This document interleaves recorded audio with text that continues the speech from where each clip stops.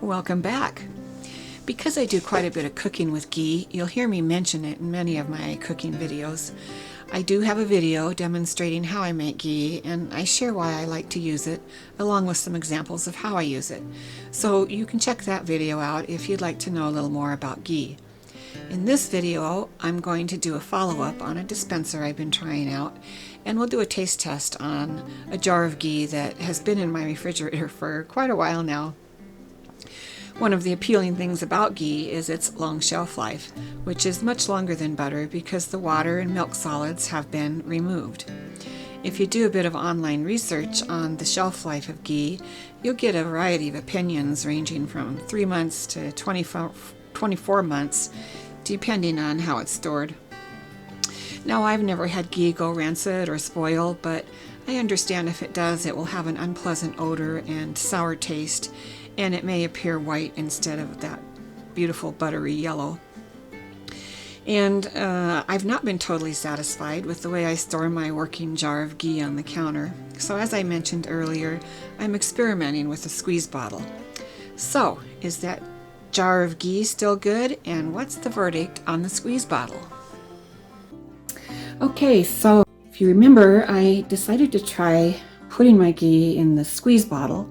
I wanted to see if it was easy to dispense when I got to the bottom half, and it actually worked really well. So I am going to, I saved the squeezed mayonnaise bottle. I thought it looked like it would be a really good option for the ghee. So I'm going to fill this and use this for my ghee that I bring out and I'm using on the counter.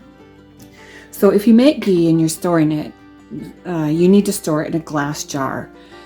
These plastic bottles are only for short-term storage for the bottle that you're currently using and you're keeping on your counter. Of course, you keep it away from humidity and hot stoves and that sort of thing.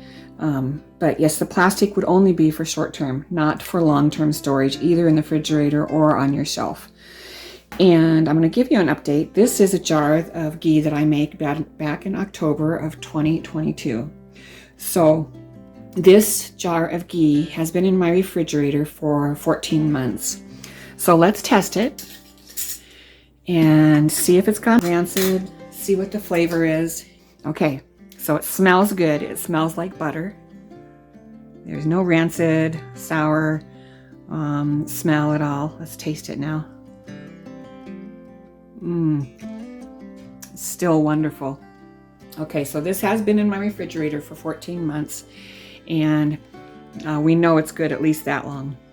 That's excellent ghee. It's got a slight nutty flavor. The smell is wonderful. This is really, really good.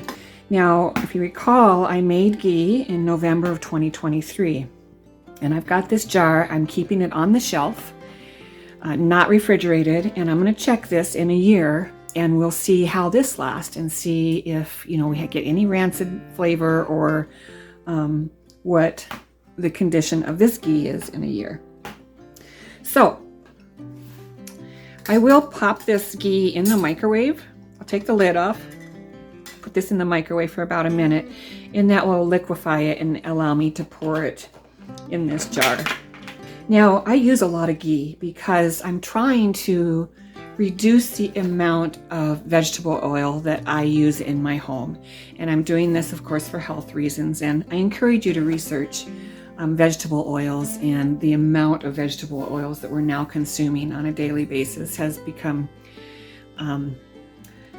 pretty out of balance. And, do your own research. But what I'm trying to do is reduce the highly processed and unhealthy vegetable oils that we use a lot. If you in the grocery store, it's in mayonnaise, it's in all the salad dressings, it's in cookies, it's in a lot of the baked goods.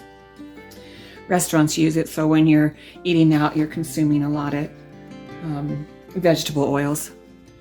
And I'm a fan of make improvements where you can. So that's my thought process on the ghee. And the other oil I like to use is avocado oil, and I love this spray bottle. It is so handy when I want to, I cooked onion rings the other day in the oven, and I just sprayed a little light application of this avocado oil on them, and it was wonderful. It's so easy.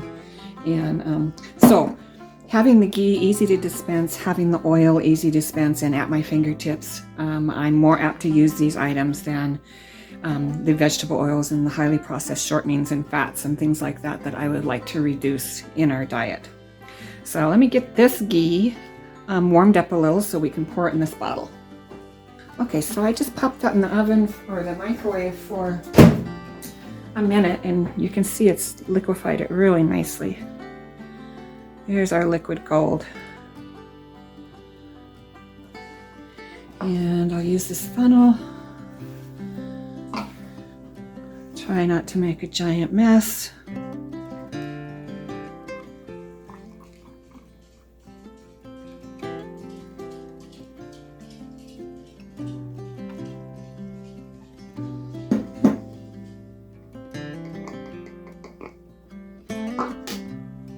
That jar holds quite a bit. It's awesome. Okay. That'll look nice on the counter. You know, I was storing it just in a pint jar, and I put a lid on it, and I always had a spoon in it, but this is nice because it's covered. It'll keep it out of the dust, and it looks better.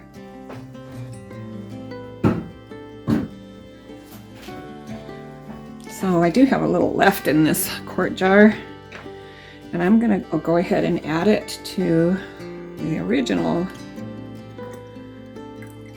squeeze bottle that I used. And I'll share this bottle with my daughter. See how she likes the squeeze bottle.